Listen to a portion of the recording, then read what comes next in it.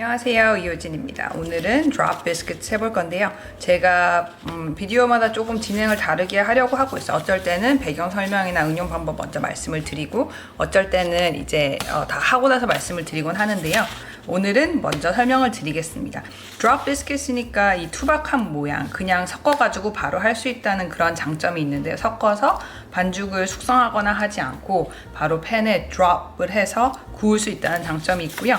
여기에 이런 제가 미국에서 찍은 사진들을 했는데 이따가 또 말씀을 드리겠지만 응용하실 수 있는 방법이 많아요. 응용할 수 있는 방법이 마지막에 이런 슈레드형 치즈 같은 거를 조금 섞어가지고 훨씬 더 풍미를 더 준다든지, 그레이비 같은 경우에도 미국에서는 이렇게 아예 만들어진 게 팔거든요. 파는데 이게 이렇게 흐물흐물하게 돼 있어가지고 그냥 저기 데우면 돼요. 하지만 한국에는 이렇게 판매를 하고 있지 않을 수도 있으니까 여기에 만드는 방법을 알려드렸고요. 쉽습니다. 보통 아침 메뉴들이 팬케이크도 그렇고 후다닥 만들어서 빨리 먹고 맛있고 이런 게 많잖아요. 그래서 그 중에 하나라고 생각을 하시면 되고요.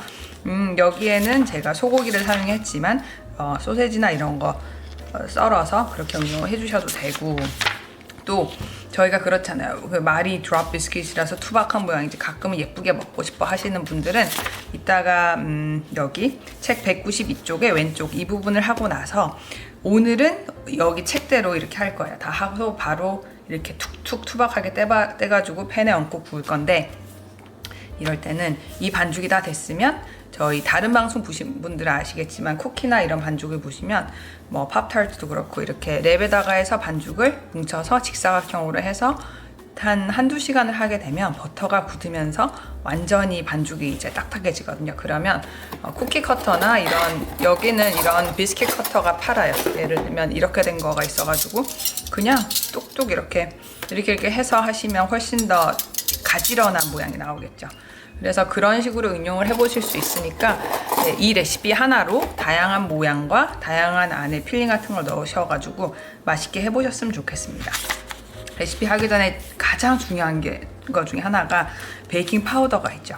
베이킹 파우더와 베이킹 소다는 비슷하지만 굉장히 다르기 때문에 베이킹 파우더가 14g이나 들어가는데 여기에 베이킹 소다로 착각을 하시면 굉장히 쓴맛이 나고 부풀기도 엉망인 그런 제품이 나올 거니까 기억을 해주시고요. 베이킹 파우더가 베이킹 소다가 베이킹 파우더보다 뭐 효력이 뭐 3, 4배 이런 말을 하긴 하는데, 가능하면 그렇게 섞어 쓰지 마시고 기재된 재료대로 써주시면 좋겠습니다. 전체적으로 8개가 나오는 레시피고요. 그 다음에 버터는 차갑게 하고 우유는 실온으로 해주시는 게 좋은 게, 이제 드롭 비스킷이 퍼짐이 있어요. 퍼짐이 있는데 우유도 차갑고 버터도 차가우면 이제 퍼지는데 한계가 있거든요. 너무 반죽이 차가우니까. 그래서 그거는 기억을 해주셨으면 좋겠고, 버터는 저도 지금 방송을 진행하는 동안 냉장고에 넣고 있는데 만들기 직전까지 냉장고에 넣어주시는 게 좋습니다. 이유가 뭐냐면 그렇게 해야 버터가 만약에 완전 흐물흐물해서 그러면 이게 바삭바삭함이나 이런 영향을 끼칠 수밖에 없고, 그래서 버터를 보통 이렇게 잘게 하는 거에 대해서 그게 많으실 것 같아요. 도대체 뭐 칼로 어떻게 자꾸 들어붙는데 그렇게 하란 말이 하시는 분들이 전체적으로 이렇게 하셔가지고, 만약에 칼로 하는 게 너무 버겁고 귀찮고 들어붙고 좀 싫다 그러시면 마지막 단계에선 이렇게 한 개는 이렇게 가위로 하셔도 돼요. 물론 칼로 하는 게 제일 좋긴 하지만 칼로 하기 귀찮아서 차라리 버터 덩이가 작은 거보다는 마지막 단계에서는 가위로 이렇게 하시는 게 상관이 없습니다. 이렇게 버터를 자르는 목적을 생각을 해보시면 돼요. 버터를 자르는 목적은 우리가 버터의 이 질감과 형태가 살아있는 상태에서 손으로 부셔가지고 이거를 한다. 여기에 가루와 섞는 목적이잖아요. 그래서 목적 자체를 잘 생각을 해보시고, 또 손이 완전 저는 손이 뜨거워서 맨날 이런 바삭하는 걸 다 망해요 하시는 분들은 버터를 차라리 얼려두시면 돼요. 버터를 얼린다고 해서 막 이게 그거 하지 않거든요. 질감이 변하거나 하지 않고, 저도 기억을 해보면 한국에서 뭐 앵커 버터 이런 거 주문을 하면 냉동된 상태로 집까지 배송이 왔었거든요. 그래서 버터를 얼리는 거를 걱정하지 않으셔도 됩니다. 버터를 얼리거나 쿠키 반죽 이런 걸 얼리거나 이런 거는 크게 걱정을 하지 않으셔도 되고요. 반죽이 그렇게 차가운 상태로 유지가 되는 거는 걱정을 안 하셔도 되지만 완전 뭐 뜨거운 상태에서 흐물흐물해진다든지 이런 거는 조심을 해주셔야 돼요. 그래서 대략적으로 너무 일정할 필요보다는 그냥 전체적으로 이제 다 한 번씩 됐다, 이제 차갑고 뭐 이제 난 이 정도면 내 손으로 충분히 섞겠다, 이렇게 하시면 이렇게 해주시면 돼요. 여기 이렇게 종이 깔아놓은 거 보이시죠? 이게 설거지를 줄이기 위한 방법입니다. 그래서 제가 이제 기본 설명은 다 드렸고 레시피를 훑어보시면 어렵지 않아요. 전체적인 맥락 자체는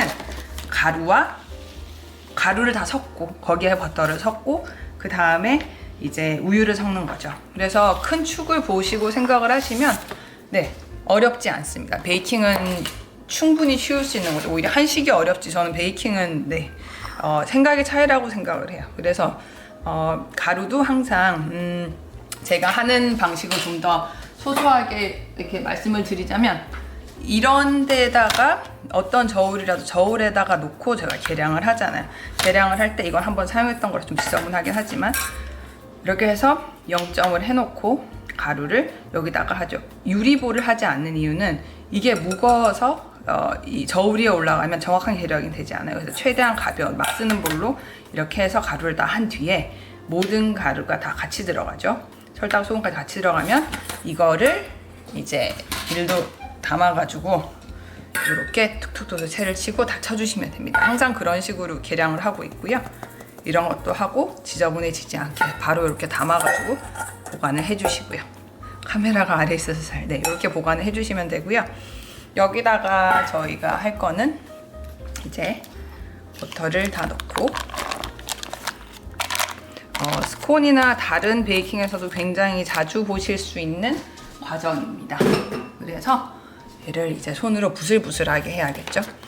항상 이 과정 자체가 한 5분 정도를 넘기지 않으시는 게 좋아요. 그래서 이 상태에서 손을 아랫부분 이렇게 해서 버터를 부셔야지, 나는 버터랑 가루를 최대한 내가 할 수 있는 거 섞어야겠어, 이렇게 해주시고요. 오븐은 당연히 예열이 돼 있습니다. 따로 냉장 같은 과정을 거치지 않기 때문에 이게 다 준비가 됐는데 만약에 오븐이 예열이 안 돼 있으면 바로바로 안 되겠죠. 그래서 엄지손가락을 활용하셔서 이렇게 해서 부순다. 손톱 같은 거 당연히 짧고 깨끗하게, 저는 거의 손톱이 여기 밖에 안 나오기 때문에 이렇게 관리를 해주시면 좋습니다. 이렇게 해서 이 과정이 지겹고 그럴 수가 있어요. 항상 지겨운 거 하다 보면 시간이 안 가잖아요. 그런 전형적인 그건데 5분 이상을 안 넘겨야 된다는 의무감을 가지시고 신속하게 해줘야 되는 전형적인 그런 과정이라서 이렇게 하시고, 항상 강조드리지만 볼은 모양이 이렇게 타원형이다 보니까 가장자리 아랫부분 훑어주시고요. 어디에 큰 덩이의 버터가 숨어 있을지 몰라요. 그래서 이렇게 전체적으로 대략적으로 큰 게 다 이제 갔다, 이제 없어졌다 싶으시면 이렇게 손으로 하시면 충분히 되죠. 그 다음에 어떤 분들은 이거를 표현을 그렇게 하세요. 모래알처럼 자잘하게라고 하시는데, 이렇게 해서 이런 식으로 해도 되고, 일단은 5분 정도 해서 이거를 다 그렇게 만들어 보겠습니다. 전체적으로 부슬부슬해졌고요. 손도 한번 씻었어요. 제가 영상을 보니까 물기가 너무 확실하게 보이더라고요. 그래서 저는 기본적으로 홈베이킹 할 때 기계 쓰는 거를 최대한 안 하거든요. 왜냐면 그런 거는 만드시는 분들이, 시청자분들이 기계가 없으면 또 베이킹 하기 싫어지잖아요. 그래서 전체적으로 이런 느낌을, 부슬부슬 느낌을 보여드리려고 지금 적고 있는 거고요. 그 다음에 항상 볼 아래쪽까지 한번 봐주시고, 기계는 쓰는 건 싫어하지만 이런 거를 쓰시는 분들을 봤어요. 스콘 같은 거 하실 때 이렇게 누르면 이렇게 나오고 이렇게 사이사이로 잘라주는 역할을 하거든요. 혹시 이런 거를 보시게 되면 이거는 하나 구입을 해주실만 합니다. 그래서 이런 거 하시더라도 만약에 사용하실 거면 위에만 이렇게 대충대충 하지 마시고 아랫부분까지 긁으면서 하고, 이런 거를 잊어버리지 마시고요. 이렇게 해서 이제 하도록 하겠습니다. 지금 상황에서 내가 봐도 반죽이 차가운 느낌도 없고 너무 무르다, 이런 식으로 생각을 하시면 이 상황에서 한 15분 정도 냉동 같은 거 하시면서 그렇게 수정을 해주셔도 돼요. 하지만 냉동하실 때도 너무 표면만 차가워지지 않도록 그냥 한 번씩 뒤적뒤적 한 5분만 꺼내서 뒤적뒤적 하시면서 전체적으로 냉기만 주신다고 생각을 하시면 되고요. 이제 마지막에 우유를 넣겠습니다. 우유를 저희가 자주 등장하는 11자죠. 11자는 이렇게 넣고 나서 여기서는 나눠서 넣을 필요는 따로 없는 것 같아요. 어차피 전체적으로 다 섞이니까 이렇게 해서 이제 11자, 정직한 11자인데 이렇게 하고 절대로 과하게 치대지 마세요. 저희가 제일 원하는 거는 바삭바삭함이죠. 바삭바삭함이니까 이렇게 하다가 아무래도 눈에 보이실 거예요. 아, 너무 가운데만 섞이고 있나 하시면 이런 가장자리를 합쳐주시면서 볼 아래쪽도 한 번씩 이렇게 체크를 해주시면서 그 다음 또 11자. 그러니까 뒤적뒤적 거리면서 어떻게든 우유를 가루 속에 넣는다. 이렇게 생각을 해주시면 되고요. 질기 때문에 어렵지 않아요. 이때까지 11자를 여러 번 방송에서 진행을 해봤는데 이때까지 했던 것보다는 가장 우유 분량이 여유롭습니다. 여유로워서 이렇게 해주시고 전체적으로 이제 팬에 바로 드롭 비스킷이니까 드롭을 해야 되는데 이런 과정에서 제일 중요한 거는 일정해야 돼요. 이게 일정하지 않은 상태에서 팬에 얹으면 한쪽만 흥건하고 한쪽은 또 완전 드라이하고 이러니까 저희가 피해줘야 되는 그런 포인트가 있죠. 이런 레시피는 쉽지만 그런 단계 속에서 실패를 하면 이제 좀 그렇죠. 이렇게 재료도 쉽고 과정도 쉬운 레시피를 실패하면 너무 억울하잖아요. 그죠? 그래서 베이킹 파우더 그게 많기 때문에 퍼짐이 있으니까 뚝뚝 떨어뜨려서 여기 팬에 얹어주시고요. 아까 말씀드렸던 것처럼 예쁜 모양을 원하실 때는 이 상태에서 전체적으로 지금 다 섞였는데 이 상태에서 랩에 쌓으셔가지고 2cm 두께로 직사각형으로 만들어서 한두 시간 냉장을 했다가 모양을 찍어서 구우시면 됩니다. 지금 상태에서 모양이 찍히지가 않죠. 그래서 굉장히 숟갈로 한 숟갈씩 이렇게 뜨기 좋은 상황인데 또 성형하는 모습도 보여드리고 일단은 하나 뜨는 모습을 보여드리고 이렇게 해서 저희도 그냥 8숟갈 대충 뜨지 말고 대략적으로 좀 나눠놓고 하시는 게 그걸 줄일 수가 있어요. 이 정도로 되고 혹시 이 주걱보다는 차라리 나는 일반 숟갈이 더 편하고 정확하겠다 하시는 분들은 이렇게 하셔도 되고요. 혹시 8개보다 나는 그래도 좀 작았으면 좋겠어 하시면 뭐 16개 이렇게 하셔도 돼요. 이렇게 해서 제가 보여드릴 거고 그냥 뜨실 때 한 가장자리 뜨지 마시고 가운데 이렇게 섞으면서 이렇게 다 패닝을 해서 보여드리겠습니다. 지금 상태에서 굉장히 모양이 제멋대로인데 이런 데서 가장 대활약을 하는 게 이런 강약분이고요. 영상마다 말씀드리지만 이런 통에 하셔서 보관을 해두시면 좋습니다. 그래서 지금 상황에서 그나마 최대한 모양을 일정하게 만드는 게 좋으니까 손에 이걸 찍으셔가지고 덧가루는 절대 과하게 사용하시는 게 아니니까 대략적으로 이렇게 모양을 좀 뭉쳐주신 뒤에 해주시면 되고요. 이렇게 해서 이렇게 작업대에다가 강력분을 조금 해놓고 최대한 모양도 일정하고 모양만큼 중요한 게 두께가 중요해요. 왜냐면 두께가 일정해야 저희가 똑같이 익잖아요. 그래서 이런 식으로 해서 다듬어 보도록 하겠습니다.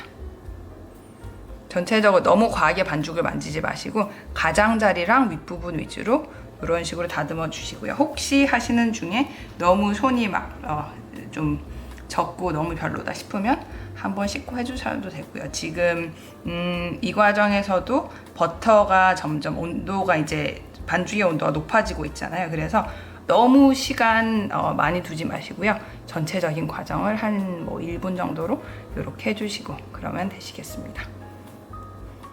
제가 조금 가까이서 보여드릴게요.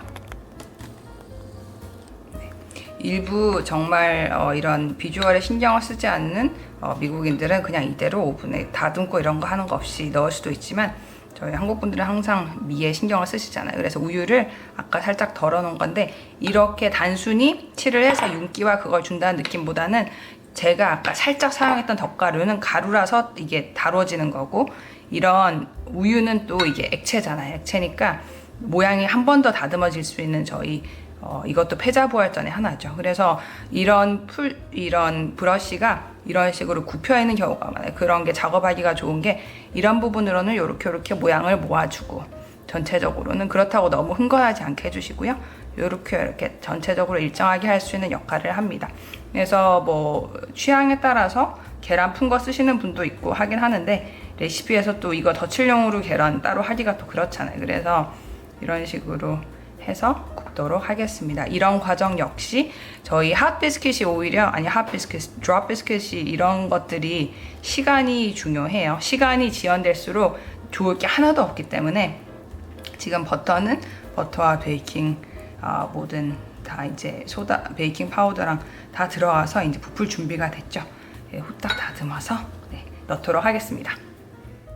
네, 완성품이 구워져서 나왔고요. 사진처럼 포인트는 이런 노릿노릿한 겉면, 그 다음에 바싹 구워지시는 거. 항상 뒷면을 보시면 상태를 아실 수가 있어요. 이런 거는 너무 반죽을 두껍게 해놓으시면 속까지 다 안 익을 수가 있기 때문에, 특히 가운데 부분이 안 익을 수가 있어서 어느 정도 그냥 한 입으로 먹기 쉬운 상황으로 해주신다고 생각을 해주시면 되고요. 그 다음에 추가적으로 말씀드릴 게 생각이 났는데, 마지막에 넣는 부가재료로 아까 슈레드형 치즈를 보여드렸어요. 하지만 부가재료에도 사람들 취향도 다 다르고 여러 그게 있죠. 세 가지로 크게 나눠서 말씀드릴게요. 슈레드형 치즈 같은 경우에는 저희가 아무 밑준비를 할 필요가 없어요. 그냥 여기서 액체와 가루가 섞인 뒤에 그냥 넣어주시면 되고, 볼에다가 넣고 후딱 한번 그냥 대략 섞어서 팬에 팬닝을 해주시면 되고요. 두 번째, 견과류가 있잖아요. 견과류 같은 경우에는 호두나 여러 가지 뭐 아몬드 슬라이스 이런 게 있으면 한번 기름을 두르지 않은 팬에서 한번 볶고 완전 식힌 후에 부재료로 넣어주셔야 본연의 풍미가 있습니다. 그 다음에 세 번째, 건과일. 건과일 같은 경우에는 럼주나 레드와인 같은데 최소 2시간 이상 재워두셨다가 물기를 꼭 짜고 부재료로 넣어주셔야 이 반죽 자체의 그 습기를 건과일이 훔쳐가질 않아요. 그래서 그렇게 세 종류로 치즈류 아니면 뭐 그런 건과일 아니면 그거죠. 견과류 아니면 혹시 초콜릿 칩을 좋아하시면 사용해 주셔도 되는 게, 이게 저희가 비스킷 앤 그레이비라고 이렇게 즐기실 때는 짭조름하게 먹지만 반죽 자체를 드셔보시면 알겠지만 크게 짜지 않거든요. 그래서 초콜릿 칩 같은 것도 추천을 드리고요. 굳이 부가재료를 넣어주신다면. 그리고 사진에 대해서 설명을 해드리면, 여기는 사실 한국식으로 조금 이거를 이렇게 빡빡하게 이렇게 했는데, 아까 그레이비 파는 거 보여드렸잖아요. 그거는 훨씬 더 정말 막 국물 같은 그런 느낌이거든요. 그래서 이런 바삭한 빵에다가 완전 흥건하게 막 끼얹어서 먹고 그런 거를 여기서 자주 봤었기 때문에 그건 저희 정서랑은 조금 차이가 있죠. 그래서 이런 느낌으로 소개를 드렸습니다. 그러면 오늘 여기까지 하고요. 다음에는 완전 다른 레시피로 소개를 드리도록 할게요. 맛있게 쉽게 만들어 주셨으면 좋겠습니다. That's everything for today. Thanks for watching and hope you join the next video as well. Have a great day. Happy baking. Bye bye.